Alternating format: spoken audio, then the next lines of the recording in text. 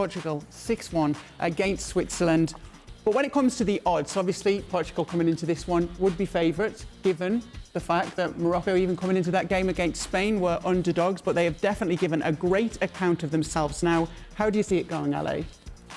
Well, Morocco's not going to change the way that they play. The difference is that they're going to play against a Portugal team that has a better attacking core group than what Spain has.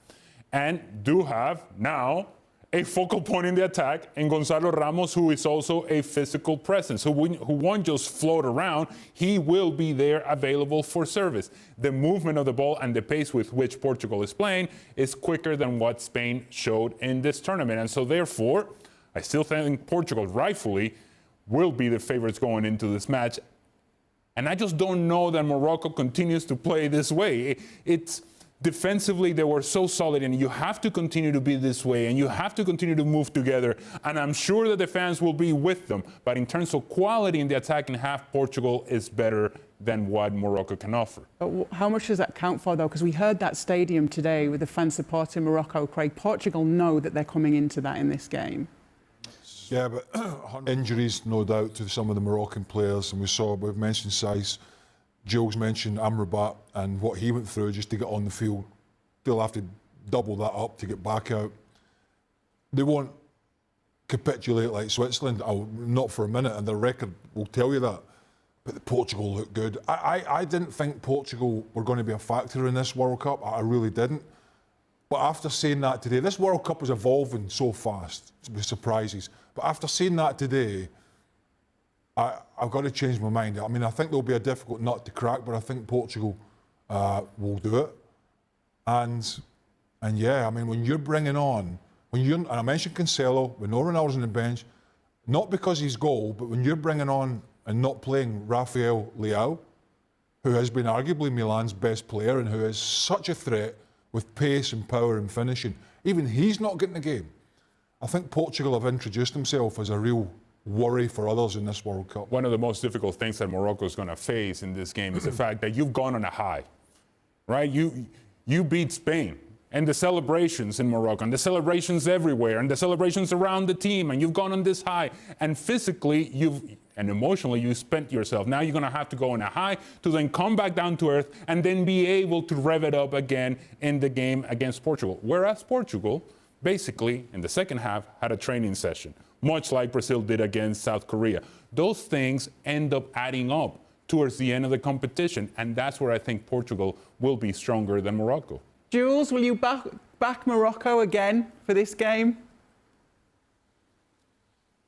I would love to, but I agree with the boys, and I think fitness is an issue here. We mentioned already Saiss Aguerd, who's been amazing in this competition, came off because of an injury as well, and we saw him in the mix zone after, and he didn't look too confident.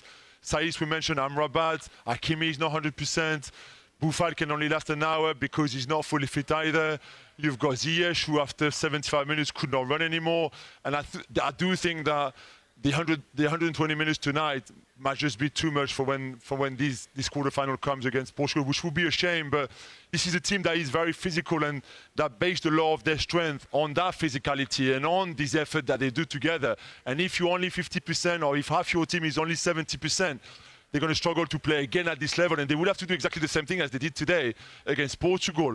And I'm worried that this time the step is too high for them. But then to that point, Jules, I think Morocco are playing with house money at this point. Just understanding the feeling regionally about Morocco and that win against Spain, what it means for not just them.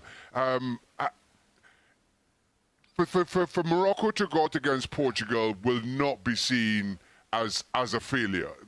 I think the success against Spain trumps that by some way.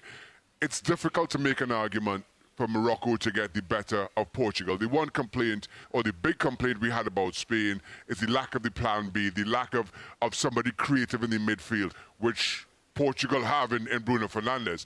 So unless Fernando Santos decides to play Bruno Fernandes deeper than his centre halves in the way that Luis Enrique decided to do with Pedri and Gavi, I just don't see how, as selfish as Morocco has been all tournament, I don't see how they keep Portugal out. And sadly, this run for Morocco comes to an end here. I say sadly, but I don't think with any disgrace at all. What do you think, Louise? The end of the road for Morocco against Portugal?